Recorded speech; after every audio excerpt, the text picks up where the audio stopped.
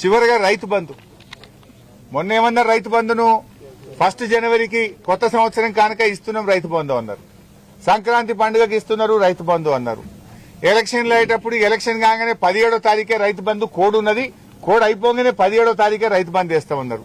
20 తారీఖు వచ్చింది. కేసీఆర్ గారేమో నాట్లకు రైతు బంధు వేసిండు. ఇప్పుడు నాట్లు అయిపోయా, కలుపు అయిపోయా, బందోబస్తాలు వేస్తే పొట్టకొచ్చింది. ఇంకెప్పుడు ఇస్తావు రైతు బంధు?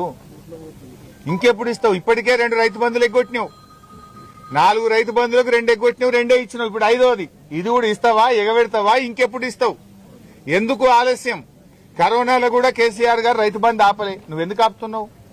నువ్వు కాంట్రాక్టర్లకు మాత్రం 20,000 కోట్ల బిల్లులు ఇచ్చినావు. ఈ సంవత్సరం 20,000 కోట్లు కమిషన్ల కోసం బడా కాంట్రాక్టర్లకు బిల్లులు ఇచ్చినావు. బడా కాంట్రాక్టర్లకు బిల్లులు ఉంటాయి గానీ మా బక్కచిక్కిన రైతులకు రైతు బంధు వేయడానికి డబ్బులు లేవా నీ దగ్గర? ఎందుకు రైతులంటే చిన్న చూపు? ఎందుకు రైతు బంధు డబ్బులు ఇప్పటిదాకా వేయలేదు? ఫిబ్రవరి 20వ తారీఖు వస్తే కూడా రైతు బంధు రాదా? మొదలేసిన మార్చిలో అయితే ఇక కోతలకే వస్తాయి. మరి పెట్టుబడికి ఇస్తావా, కోతలకి ఇస్తావా? పోయిన యాసంగికి సన్నవడ్లకు బోనస్ ఎగ్గొట్టినావు. మరి ఈ యాసంగికి సన్నవడ్లకు బోనస్ ఇస్తావా, ఇయ్యవా? ముందే చెప్పు. ఇప్పుడు బోనస్ వస్తుందంటే వేసుకుంటాం, లేకపోతే దొడ్డు వేసుకుంటాం. దొడ్డు వేసుకుంటే ఓ 4 క్వింటాలు ఎక్కువ పడతాయి. బోనస్ వస్తాయంటే సన్నయ్య వేస్తారు. బోనస్ రాదంటే దొడ్డు వేసుకుంటే 4 క్వింటాలు ఎక్కువ పడుతుంది కదా. నువ్వు పోయిన యాసంగికి బోనస్ ఎగ్గొట్టినావు. మరి ఈ యాసంగికి బోనస్ ఉంటుందా ఉండదా రైతులకు స్పష్టం చేయాలని చెప్పి కూడా నేను డిమాండ్ చేస్తూ